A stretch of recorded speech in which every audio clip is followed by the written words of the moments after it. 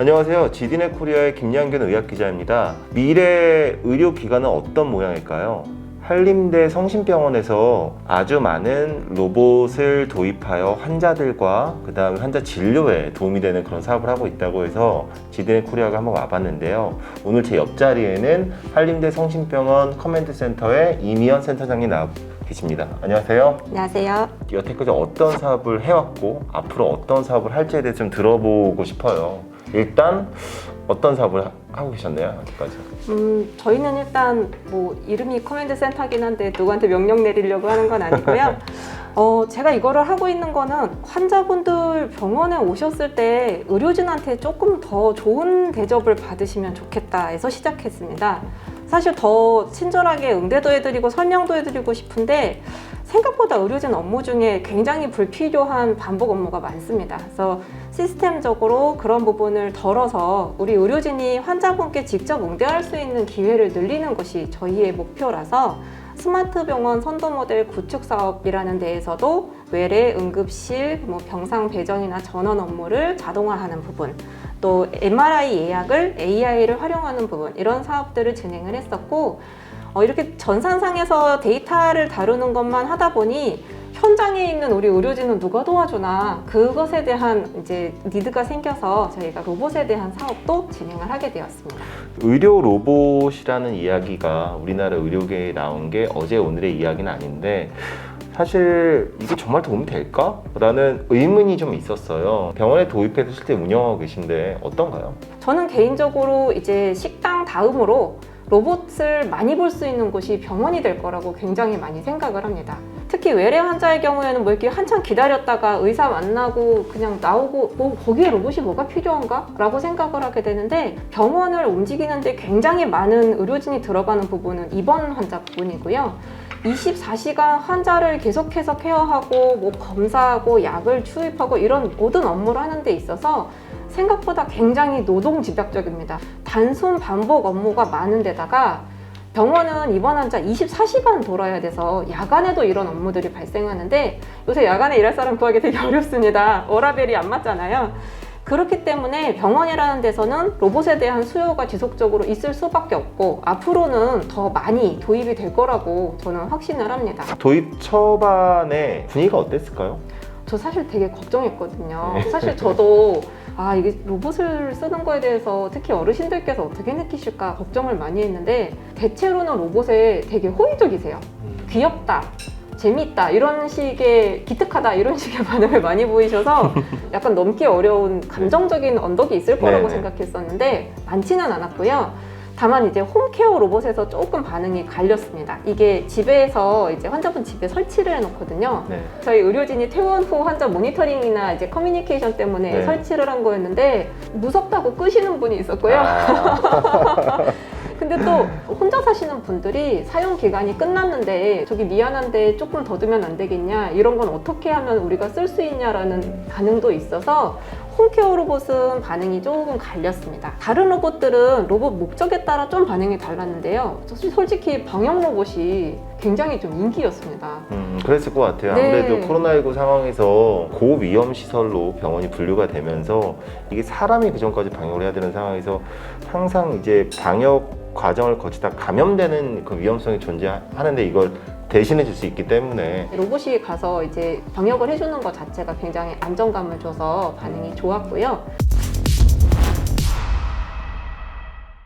실증 사업이라는 것 자체가 도입해서 어떤 효과를 거둘 수 있는지를 이제 시범 사업으로 이제 운영해 보는 것인데 가능성은 지금 말씀 들어보니까 알겠는데 수치적으로 어떤 효과가 있었는지 좀 들어볼 수 있을까요? 안내 로봇은 작년에 거의 766건 이렇게 안내를 시행을 했는데 이게 직접 안내거든요. 영상의학과 어디 있어요? 그럼 지금은 저기 가셔서 오른쪽으로 쭉 들어가시면 왼쪽에 이렇게 설명을 하면 못 찾아가세요. 근데 이 안내 로봇을 따라가면 되는 건가요? 맞습니다. 항상 스탠바이 하고 있다가 길을 묻는 분이 계시면 안내 직원이 목적지를 넣어주는 거죠. 어르신 저 로봇 따라가시면 돼요 하고 직접 안내를 하는 건데 전에 못했던 서비스를 제공하는 안내 로봇이나 방역 로봇 같은 부분, 또 의료진 업무를 줄여주는 그런 배송 로봇 같은 부분이 올 연말까지 좀 더 이제 사용 건수가 쌓이고 루틴하게 쓸 수 있게 되면 좀 더 명확하게 나올 것 같습니다. 부작용 아직 이제 안정화 단계라고 말씀하셨는데 약 배송을 할 때 문제가 생길 수 있잖아요. 환자 입장에 제가 환자 보호자라면 그런 부분에 대해서 걱정이 조금 들 것 같기도 해요. 네. 예, 제가 어떻게 보완을 하기 위한 예. 그 약을 혹시 막 오배송해서 잘못 네. 투약되면 어떡하지? 라는 걱정들을 많이 하시는데 사실은 병원 시스템상 그거는 있을 수가 없는 일인 게요. 로봇이 홍길동님한테 찾아가서 이 약을 드세요라고 쥐어드리는 게 절대 아닙니다. 로봇은 병동 간호사실로 약을 갖다 드리는 거고요. 비밀번호를 이용해서만 꺼낼 수 있게 안전하게 이송을 하게 되고 그 로봇을 도착한 병동 간호사님이 약을 꺼내시면 간호사님이 환자분께 약을 투약하는 데 사용하게 됩니다. 병원 인증평가라고 있지 않습니까? 네. 병원들이 기본적으로 지켜야 할 것. 거기에서 투약을 할 때는 의사나 간호사나 약사가 의학 지도가 해야 되는, 그렇죠. 그렇죠. 확인해야 되는 파이브 라이트 그런 것들이 있거든요. 로봇이 직접 환자에게 투약을 하는 것이 아니라서 그런 우려는 없습니다. 왜 한림대 병원은 디지털 헬스 이런 부분에 관심이 많게 되었는지 어떤 좀 그런 거에 대한 설명, 배경 설명도 부탁드려도 될까요?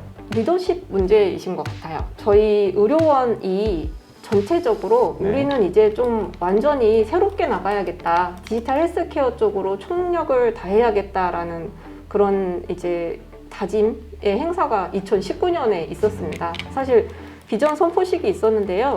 10년 지나도 의사나 간호사, 병원 직원들이 지금하고 똑같이 일할까 생각을 해보니 너무 이상한 거죠. 사실 저는 불만이 많은데요. 병원 서비스 같이 이제 서비스 수준이 낮은 서비스가 또 있나라는 생각을 많이 합니다. 그러니까 의료진들이 생각하는 서비스는 내가 정말 양질의 의료를 제공했다를 많이 생각하세요. 수술을 잘했다. 맞아요. 약을 잘 써서 치료 잘했다. 근데 환자분들 만족도가 그만큼 높을 거냐 하면 아니거든요. 그쵸. 설명도 못 들었고 예약했는데 가면 맨날 기다리고 근데 반찬 구워서 지금 들어가야 되는데 몇 시에 끝날지도 모르겠고 이게 보호자나 환자 입장에서 느끼는 막연함인데요. 그렇죠. 그거를 해결하려면 어떡할 거냐? 환자를 적게 본다? 의료진이 더 많아지면 좋겠다? 이게 실제로 병원에서 해결할 수 없는 방법입니다. 그렇죠. 저는 그 중간점을 좀 만나고 싶어요. 그래서 우리나라처럼 비교적 적은 인력이 짧은 시간 내에 환자한테 서비스를 해야 한다면 우리나라 잘하는 거, 디지털, 데이터, 로봇 이런 거 다 있는 대로 다 써서 수단이 뭐가 됐건 다 동원을 해서 환자분들이 10시 이야기를 10시에 딱 왔더니 아 오셨구나 우리가 기다리고 있었는데 자 바로 들어가시면 착 했더니 이제 가시면 됩니다. 이런 동선 좀 나왔으면 좋겠거든요. 그래서 조직 자체가 저희 의료원 자체가 그런 방향으로 나간다고 하시니 제가 이런 분야에 좀 두리번 꿈을 꾸게 됐고요.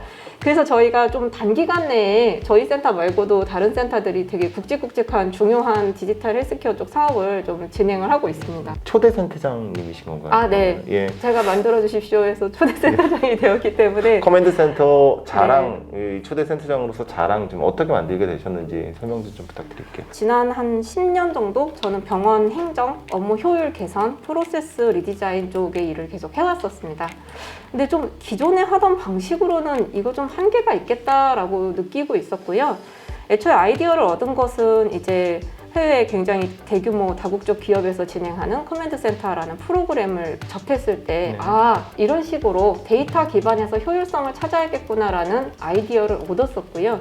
다만 이제 우리나라 의료 상황하고 많이 다르다 보니까 우리나라에서 쓰기 굉장히 좀 어렵겠다라는 생각이 들어서 저는 한국 의료 현실에 가장 잘 맞는 한국형의 업무 효율 이제 최적화를 하는 그런 것들을 하고 싶었고 좀 막연하게 제가 만들어 주시면 진짜 열심히 해서 한국형으로 뭐 하나 만들어 보겠습니다 이렇게 시작을 했는데 그렇게 막연한데도 그럼 한번 해보자 라고 이제 리더십에서 지원을 해주셔서 전담 인력을 데리고 일을 시작을 했습니다. 수단과 방법은 가리지 않습니다. 로봇뿐만이 아니라 AI가 됐건 뭐 데이터가 됐건 다양한 툴들을 이용을 해서 환자분이 불필요한 일 덜 하시고 불필요한 대기, 불필요한 동선 줄여드리고 의료진들은 반복 업무를 최대한 줄이는 식으로 수단이 뭐가 됐건 기술이 발전해서 쓸 수 있는 무기가 많아졌으니 그 무기를 다 장착을 해서 우리 의료진들은 정말 인간이 해야 되는 일 환자분하고 눈 맞추고 공감해드리고 설명해드리고 여기 집중할 수 있게 나머지 거를 걷어내는 일, 그걸 저희가 하고 있습니다.